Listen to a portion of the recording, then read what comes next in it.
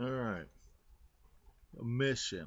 I went and found a picture online and it was just the roughest thing I'd ever seen, and decided to see if I could be out in the middle of the universe with my ship and my crew and survive it. So here it is. Now, I don't really know how this is going to pan out because I kind of backspaced and added stuff, but I had no time, even though you have time added into it. So, here it is. The Enterprise flies through a gas nebula. Multi-compiled scan of two-dimensional findings of fourth-dimensional seed and spores. Only one seed attached to molecule holder arms.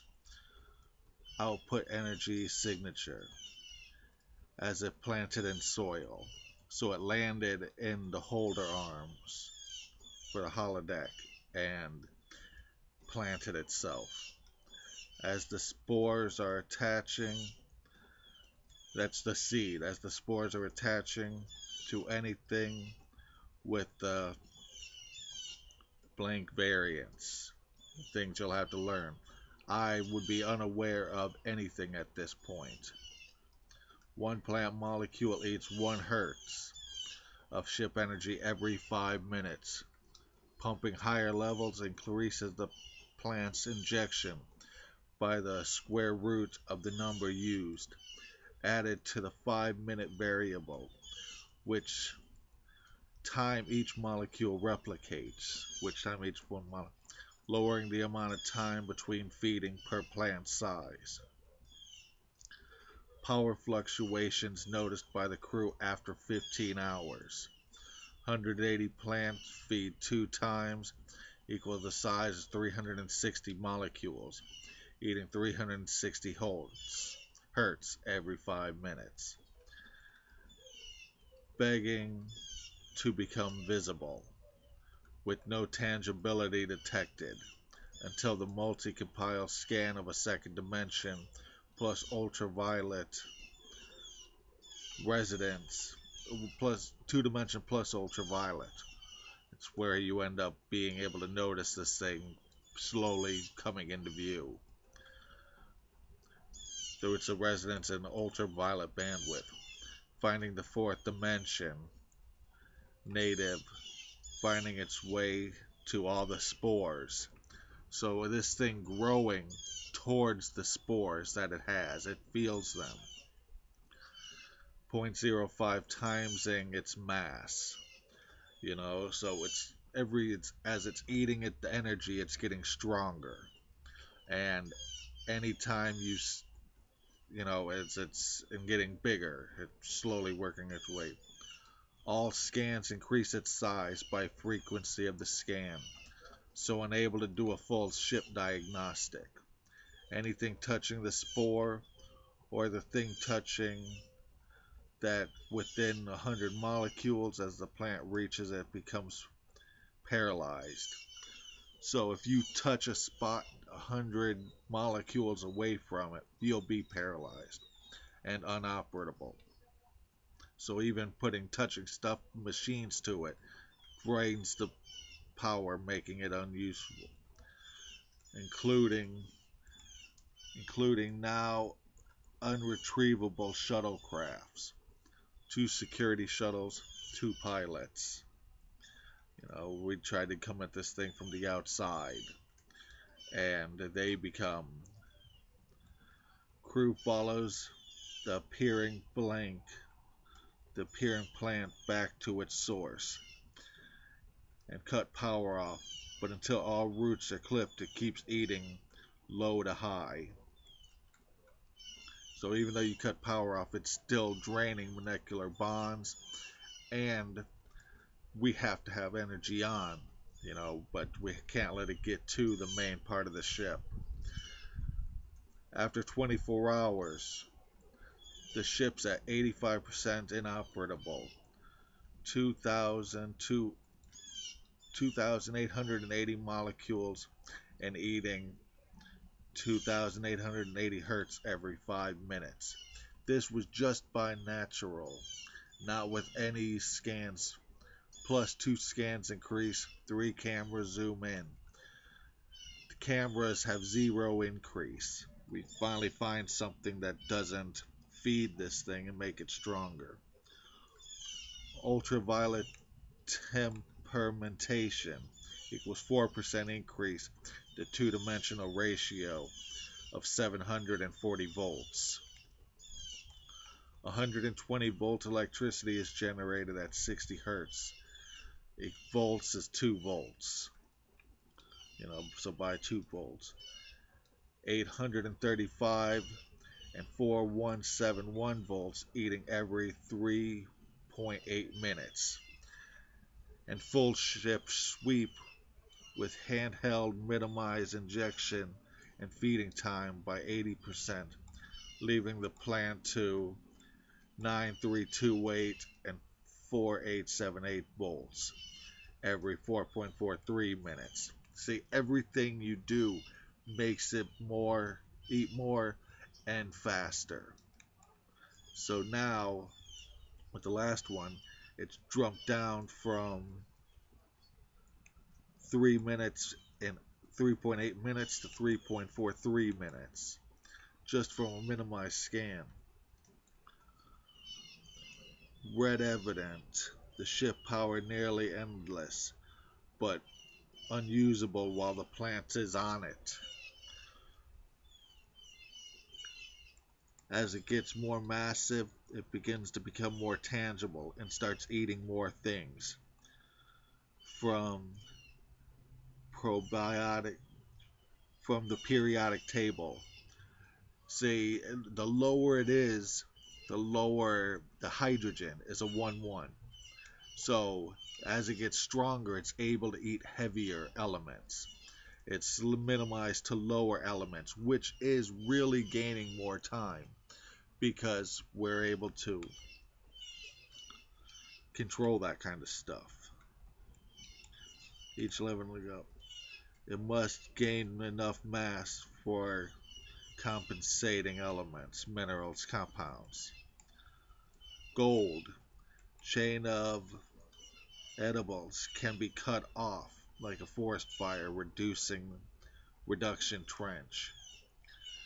Yes, so air vents and force fields inhibitors can dead end the plant projected path, but the inhibitors will need to be full on the inhibitors will need to fill in the hole in order to cut it off. A separate life support soil and plants, carbonate, carpets, lighting, etc. We have to literally cut the hole, cut the pieces out, use force fields to block in the cold air in, and do all of this like we're cutting off a trench of forest fire. The plant's antibodies are more than reactive. They're independently cooperative, showing it's both a life form and at least as evolved as a human. White blood cells, as a human's white blood cells, these things are adaptable. It's not just some mindless thing that'll come to a dead end and die. They'll find a way and rotate themselves. Blue, medical options in understanding human white blood cells, motivation, reasoning circuits. It is the body for comparative separation, dulling. They paralyze everyone they can catch who's been identified as being involved with their host. They are able to touch all the plants. They are able to touch the plant itself, but like the plant are limited and non non in oh plants in non-edible zones. So they're able to touch themselves by being called a plant, even though it's a host. and the things they're not strong enough to eat yet. Red. Every time I say a color, it's the uniform if you haven't caught that on yet. Red. Use replicators instead of power circuits, alternating force fields to quarantine all of them. So, using the force fields and replicators, you're able to make the denser materials and try to steer this thing where you need it to go. Dot dot dot. Refrain from all SP operations due to unknown species. Even if SP 1 through 4 zone is cleared. Abandon ship. Oh, because you don't know how intelligent this thing is. You can scan the area and make sure it's not going to tell anybody, but you don't know if you're going to survive, and then it's going to tell people. So you're still not able to use your super secret pull the ship apart thing. You have to literally cut it as if you're. This is the problem of being a Starfleet officer. You can't always use a holodeck ship to run the stuff. You sometimes are trapped in the middle of it and are limited to. I mean, you can abandon ship and report past safety zone for quarantine message. I backup now available. So now that you know you can't use SP4, you can abandon ship, and you go and report a quarantine zone, telling everybody for everything, not even Starfleet only. This a quarantine goes out for everyone, saying this is a dangerous area, don't come here. SP4, turn off holographic structures and bend hull mount effective away from non-sentient creatures. See, after immunization is found, plant was sentience. Prime directive in play now. Red, is it living within its rights as a spreading evasive monster that will devour everything? As far as we've noticed, lifespan limitations, eating, cusp, and etc. remain unknown. So once we find this thing is sentient, immunities, because it has immunities, and it's not a hive, they're immunities. And so this thing the changing its course means it is a sentient life form. It doesn't just grow through the fence, like a tree would. This thing is a living, sentient life form. So the prime directive comes into play, and it's saying we have to classify this now. Is it an invasive monster that's just going to eat forever? In which case we just warn everyone to stay away from it? Or is this, how long is its lifespan? Does it, we have a lot of unknowns we have to answer now. Blue, medical. Are the paralyzed crew showing signs of becoming more? Or new antibodies of the host? Are they changing? Are they mutating? Are they becoming part of the plant? Or are they just still paralyzed? And where are they sprouting from? Use red to explore the zero energies. Replicate combative hull frame, bats and shields and suits if possible for exploration. So since we know how this thing eats, we can put heavy stuff on and give them bat weaponry and things that it won't be able to latch onto yet, because it is a multiphasic being. It's still not really even tangible, but it won't attach if it can't. Helm, set course for level 2, uninhabited world, i.e. uninhabited world of only insects and reptile life, no mammals, because those are the ones that take billions of years of evolution. If they're not already, then, you know, they have billions of years to go. Blue science, they're really dangerous anyway. Blue science, watch for the plant and inform if they turn to the ship drive systems. Engineering, demolish for trench if it does.